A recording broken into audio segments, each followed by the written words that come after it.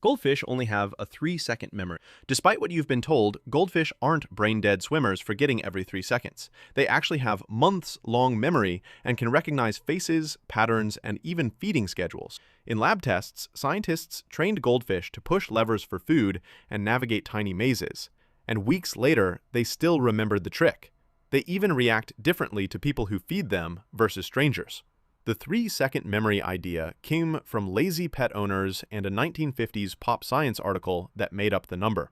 In reality, goldfish have a surprisingly complex brain for their size, with learning centers wired like other vertebrates. If yours swims to the glass when you walk in, that's not instinct, that's recognition. So yeah, your goldfish remembers more about you than you think. The Great Wall of China is visible from space. It's one of the longest structures ever built, and one of the most exaggerated.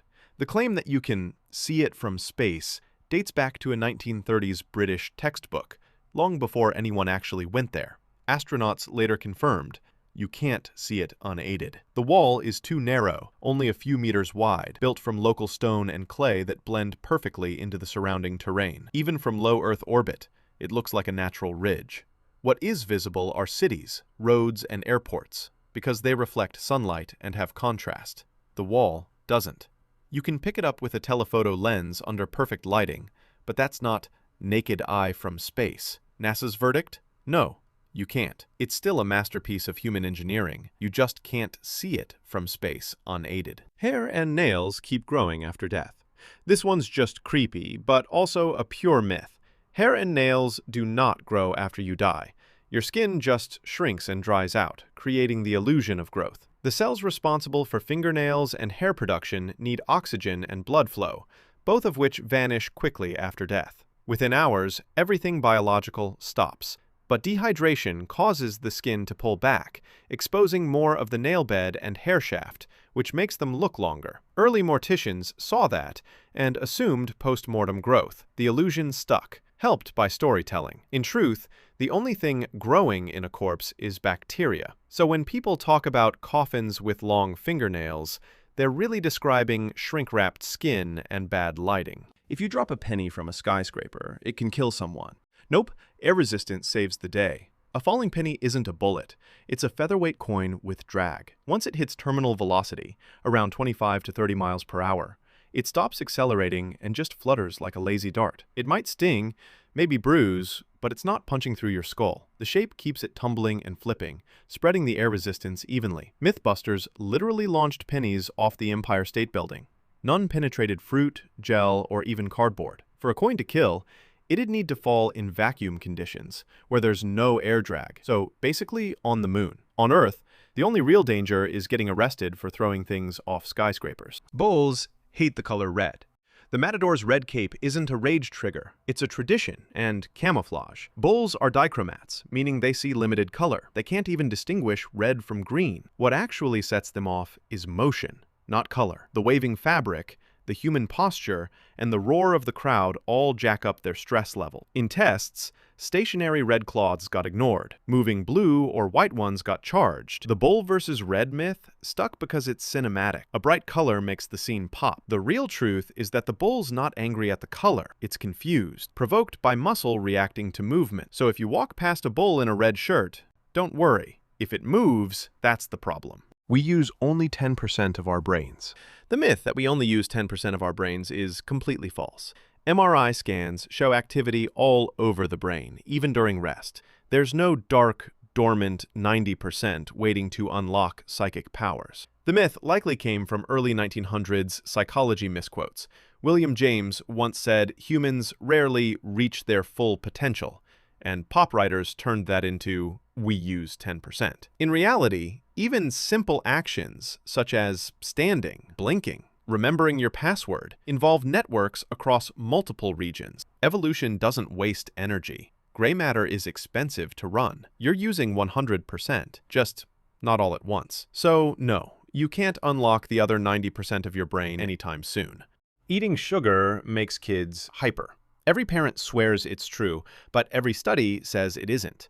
Controlled trials show no measurable link between sugar intake and hyperactivity. The real cause is context. Birthday parties, playgrounds, chaos, excitement. Parents expect sugar highs, so they see them. It's the placebo effect in action. In double-blind studies, kids on sugar-free diets acted just as wild when parents thought they'd eaten sugar. That's expectation bias, not biochemistry. Picture a kid at a birthday party. Most parents would think that they are excited and energetic because of the cake and food they have been eating. But it is actually just the fact they are at a party. The crash after the party? That's just exhaustion. Cracking your knuckles causes arthritis.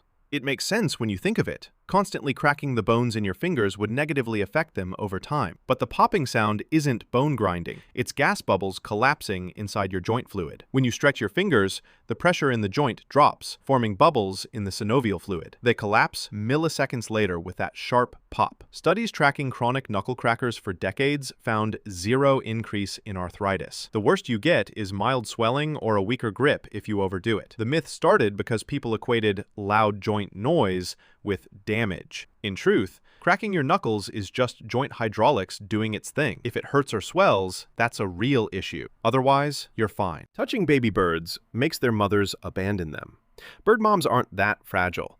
Most species have a terrible sense of smell and don't recognize human scent at all. If you handle a chick and put it back, the parents either don't notice or don't care. The myth comes from well-meaning parents who saw a bird left alone and assumed it was abandoned. In reality, chicks often leave the nest early and hop around while learning to fly. Parents feed them nearby. The real danger isn't your scent, it's stress or injury from too much handling. So if you find a chick, don't kidnap it. Just place it back and let nature resume her shift. Humans evolved from chimps. Despite what you think is true, it's actually not. Chimps are our cousins, not our ancestors. Humans and chimpanzees share a common ancestor that lived roughly 6 to 7 million years ago. That ancestor split into two evolutionary lines, one leading to modern chimps and bonobos, the other to early hominins like Australopithecus, and eventually Homo sapiens. Evolution doesn't work like a ladder. It's a branching tree. We didn't come from chimps any more than birds came from modern lizards. The myth stuck because of old linear charts that looked like an ape slowly straightening into a man. Real evolution is messy, full of dead ends, hybrids, and sideways experiments. Diamonds are made from coal. That's the story every school kid hears. Intense pressure turns coal into diamond. Sounds poetic. It's also completely wrong. Coal forms from dead plants buried in swamps, a few 100 million years old and locked in Earth's crust. Most diamonds, on the other hand, are over 1 billion years older, forged deep in Earth's mantle, about 100 miles down, under immense heat and pressure where no plant has ever existed. They form from pure carbon, not fossilized vegetation, and reach the surface through volcanic eruptions called kimberlite pipes. Different material, different process, different era. Only a microscopic handful of industrial diamonds have ever come from coal under lab conditions. So no, diamonds aren't made from coal. They're born from ancient carbon cooked by the planet itself. Sugar causes diabetes.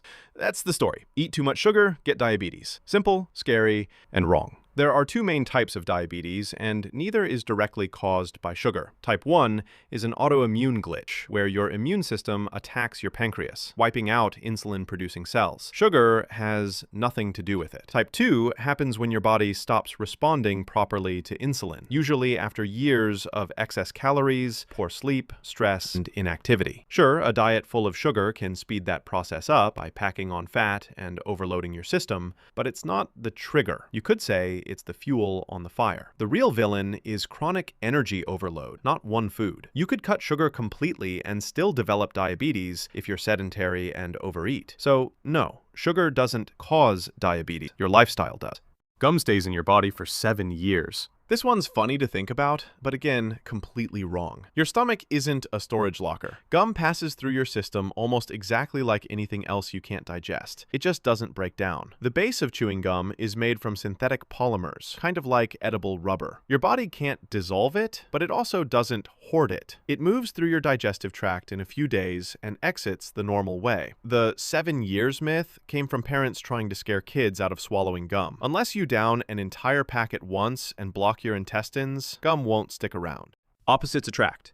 This sounds romantic and looks great in movies, but it fails completely in real life. Study after study shows people are drawn to similarity, not difference, having the same values, humor, education, politics, even facial features. Psychologists call it the similarity attraction effect. We like people who reflect us, not our opposites. Sure, a loud extrovert might briefly fall for a quiet introvert, but long-term couples tend to share worldviews and habits. Opposites can attract initially because they're novel, but novelty fades. Friction doesn't. That mixed and matched chemistry usually ends up falling apart. Real compatibility comes from shared wavelength, not polarity. You shouldn't subscribe.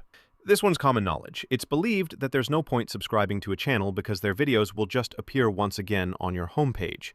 But this is incorrect. Subscribing and liking the video gives YouTube even more knowledge about what you are interested in.